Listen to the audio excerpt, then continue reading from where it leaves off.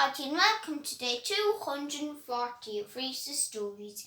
And today I'm going to be reading you another chapter in this book called Moany McMoan, the Accidental Hero by Ray Flannery. And the chapter's called Whingy and the Zipline.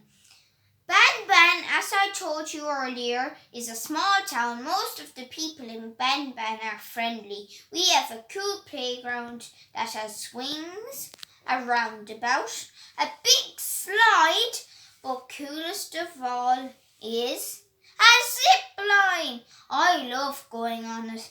We take turns pushing each other really hard to see who can go farthest and who goes highest in the air. When they jump off last Saturday, I pushed Whingy really hard, actually too hard, because when he got to the end, the silly fool let go. He went flying up in the air. He disappeared over the hill and landed face down in a big puddle. All I could hear was his whinging. His clothes were all wet and mucky, and somehow it was all entirely my fault. He had to go straight home to change his clothes. His mom got very cross. Whingy stood at the door, dripping wet, pointing his muddy finger at me and just whinged. I ran before Mrs. McWhinge started giving out to me about the whole thing. I get in enough trouble at home without getting in trouble in someone else's house. Just as I got to my house, the front door opened. Mum stood there looking very cross and started pointing her finger at me. I tried to look all confused, but I could feel my cheeks starting to get warm. It was a dead giveaway. My mum always said so. It was so unfair, even if I did nothing. As soon as someone pointed a finger at me, my cheeks turned red. That meant trouble. She waited until I stood in the hall before she started at me. Mrs. McWhinge had just been on the phone whinging about poor Willie and how it was all my fault that his clothes were wet. I didn't make him fall off the zipline. He did that all by himself. I didn't hear half of what Mum was saying.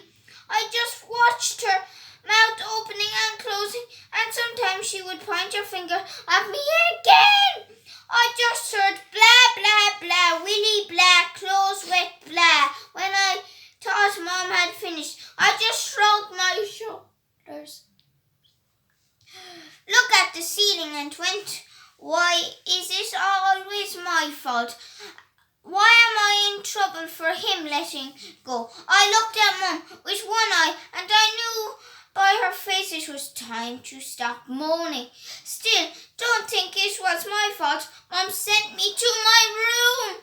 She told me to think about poor Willie and how cross his mum was. More importantly, how cross she would be if I came home soaked, as if that would ever happen. I could let go just as I was about to shrug my shoulders again. To protest, I heard my mum shout, "Room, now!" But Mum, I tried to say, but nothing, she replied. But, I blurted again, Michael McMoan, if I have to tell you one more time to go to your room, there will be a ban on PlayStation for 1 full month. Is that clear? I always knew I was in big trouble when she called me by my full name. Think I need to just go up and hope she calms down quickly. I am starving.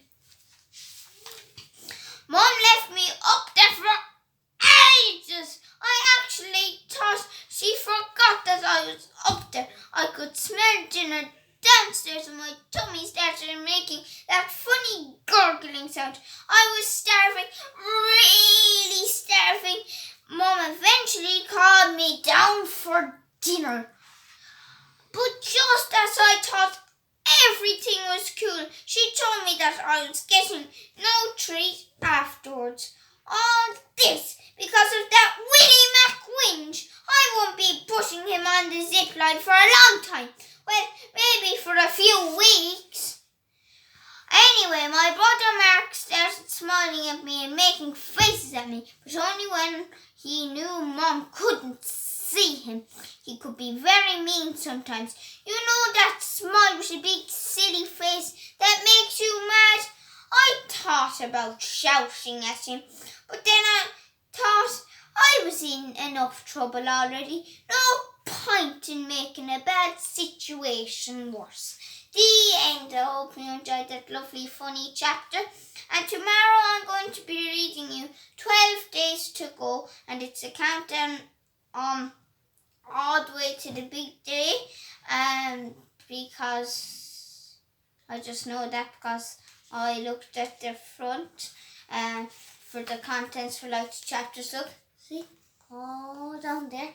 So once I have this book finished, I might start another one or something, or do another short story, and then keep doing short stories, and then maybe do another one of them and finish them all off, and maybe another Johnny from Kelly. And I have 103 subscribers, so I appreciate that, and thank you. And don't forget MS Readathon, and check out hashtag the High Kings. Enjoy the rest of your day, and I will see you all tomorrow for... I probably don't need to tell you now, so since I said today was 240, so tomorrow must be 200 and... Yeah, that's it, 41, so I don't need to tell you. So bye, everybody.